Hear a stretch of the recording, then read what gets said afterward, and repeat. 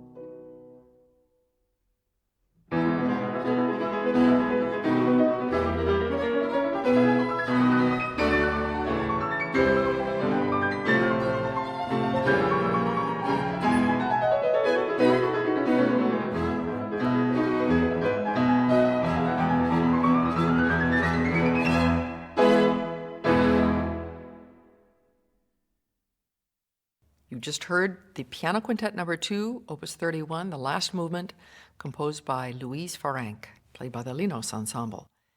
Our next woman comes from a very interesting family. They were all very accomplished. That is Pauline Viardot-Garcia. Her father was a renowned singer. He apparently was the original Figaro in The Barber of Seville. Her brother was also a renowned tenor. And she goes on to marry Louis Viardot, who was a writer and a theater producer who gave up his own career to work on hers. Pauline Garcia is often thought of as a minor figure. Why? Because she did not write chamber music. There's no opera, there's no liturgical music, but these songs that you're going to hear are absolutely charming. She was a talented pianist. She studied with Liszt, and Reika, who was considered an important composer of that day, was also very impressed with her, and so was Clara Schumann. She's supposed to have said that she's the most gifted woman I've ever met. Chopin was so impressed with Viardot's singing and her musicality, he allowed her to take some of his mazurkas and change them around, change the keys, and add words. That's high praise because I don't think Chopin did that for any other composer. What she did not do is leave us a large oeuvre of music, unfortunately. She left these delightful songs, and you're going to hear 3 of them. They are sung by Isabelle Barakdarian, and the first one is Les Filles de Cadiz, and that demonstrates the sort of Spanish quality, and Pauline Viardot is getting that, of course, from the Spanish father. The second one is Plainte d'Amour, and that's taken from a mazurka of Chopin's. And the third one is Pauline's Alone, Désespoir.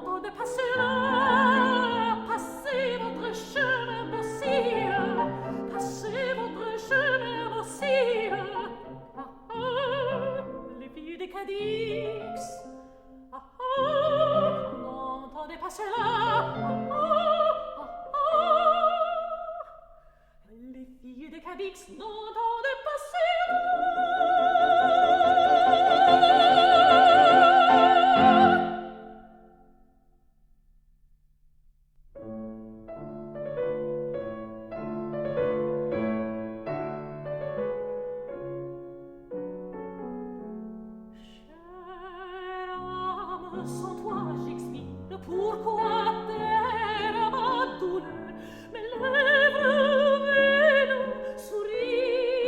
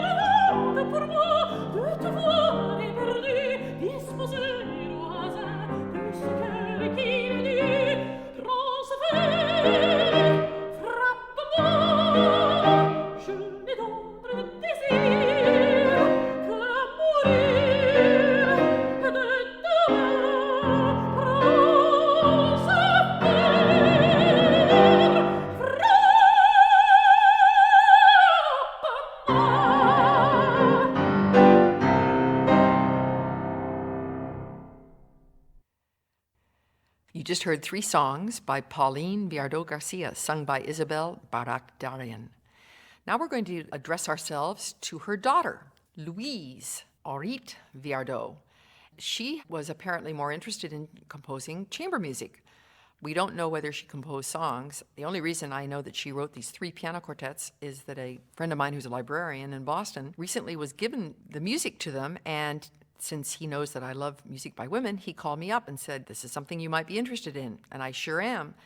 What's interesting in the music is the fact that the daughter pays homage to her Spanish background. This is a piano quartet. It's called Spanish Piano Quartet, and each movement has a Spanish name. And there's a very sparkly quality to the writing. Let me demonstrate just the beginning.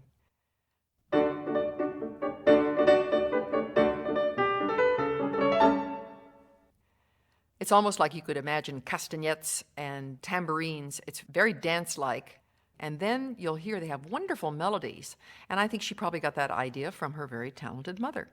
So let's listen to the first movement, played by friends of mine, the New England String Ensemble, and I'm playing with them. Here's the first movement from Louise Viardot's Piano Quartet.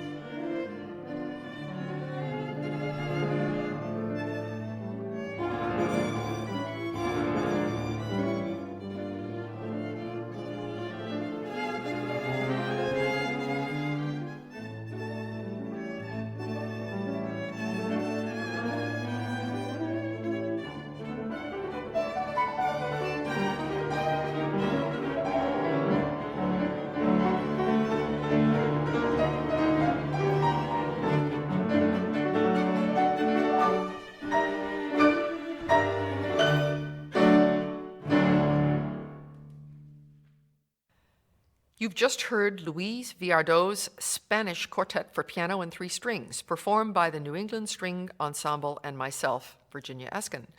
This was performed and recorded by WGBH Radio in Pickman Hall at the Lange School of Music in Cambridge on May 2nd, 2004. You're listening to First Ladies of Music with Virginia Eskin over the WFMT radio network.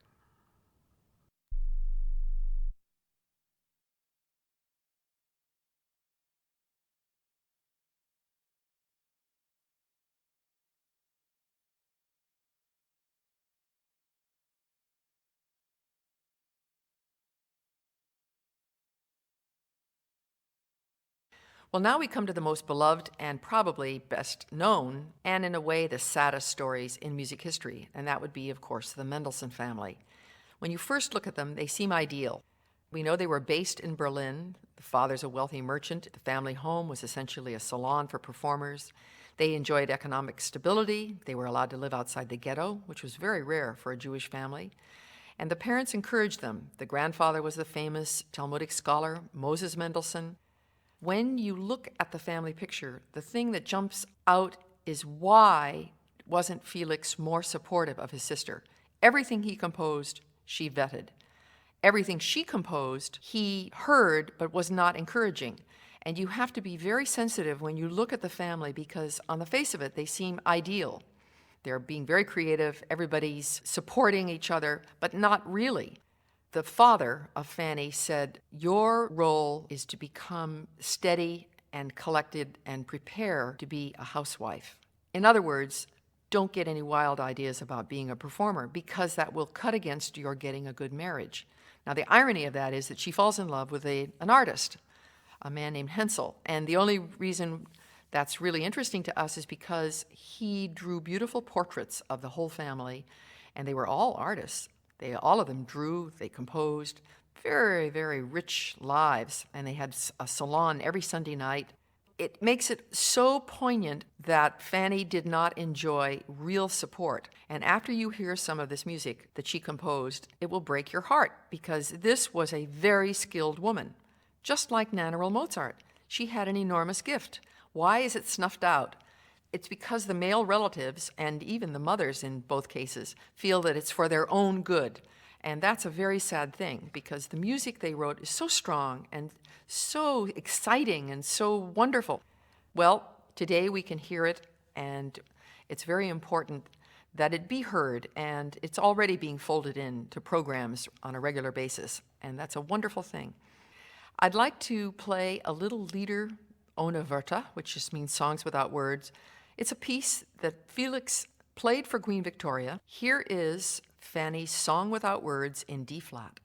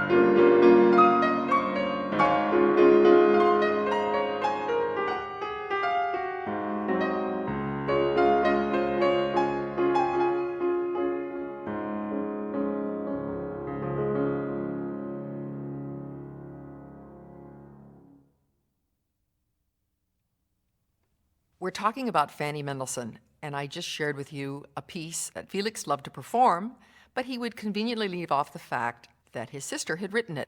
We know that the family was very, very interested in the music of Bach. We know that the family revered Bach's music, and the children were required to compose preludes and fugues.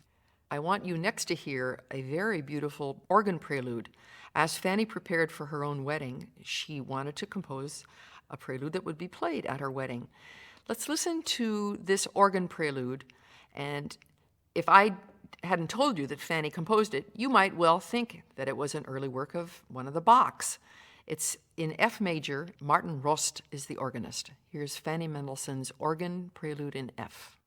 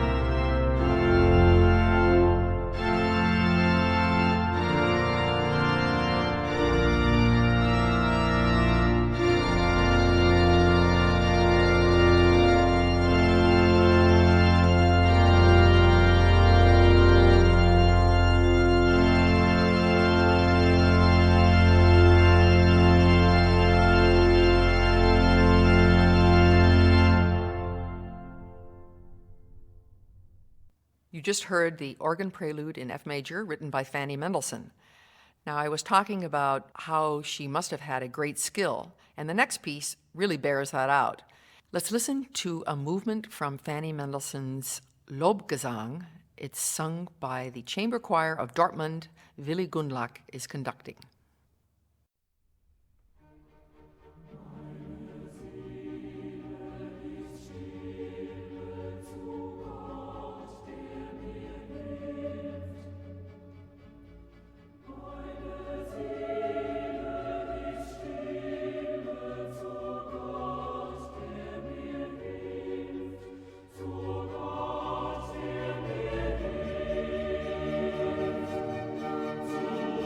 God.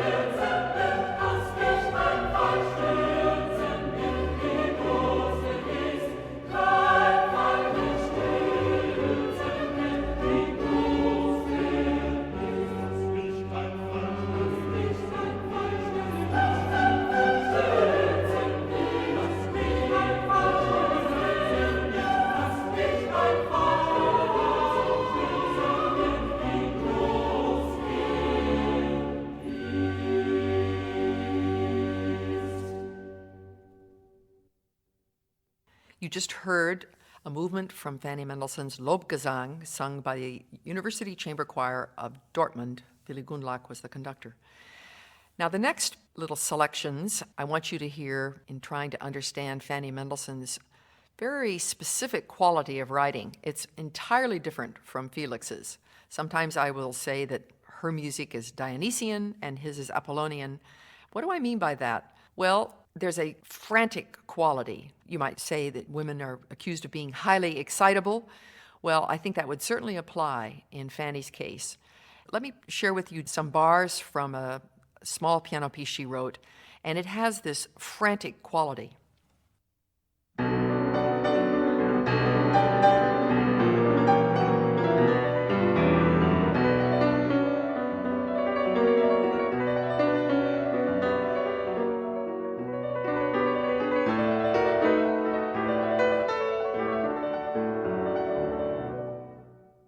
Do you hear what I mean? It's really very, very almost manic. And what she does is different. She puts the melody in between. Felix's Song Without Words are just the opposite. The melody is always on the top.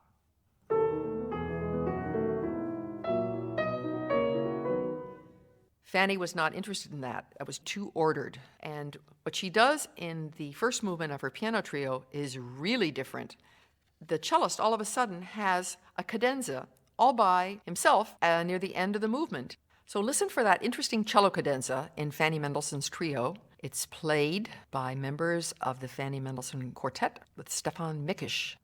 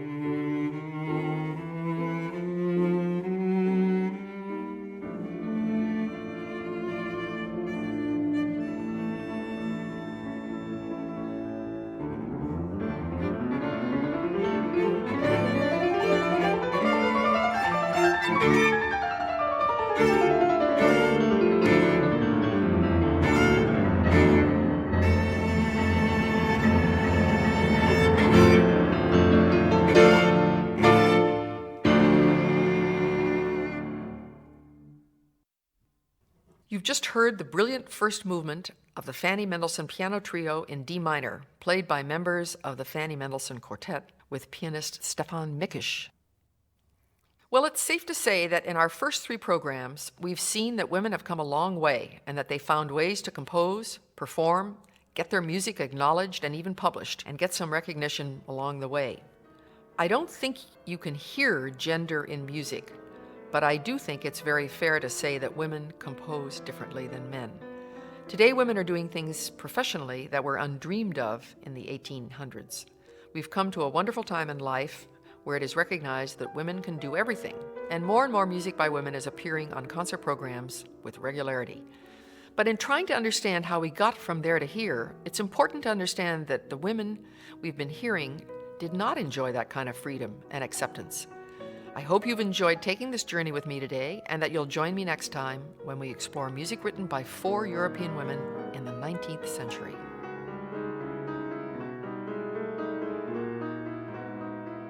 First Ladies of Music with Virginia Eskin is produced by Carolyn Pollan for the WFMT Radio Network. Steve Robinson is the executive producer. The engineer is Mary Mazurek. Thanks to Alice Abraham, librarian at WGBH Radio in Boston. And special thanks to Boston's Northeastern University for their generous support. I'm Virginia Eskin, inviting you to join me again next time for First Ladies of Music. This is the WFMT Radio Network.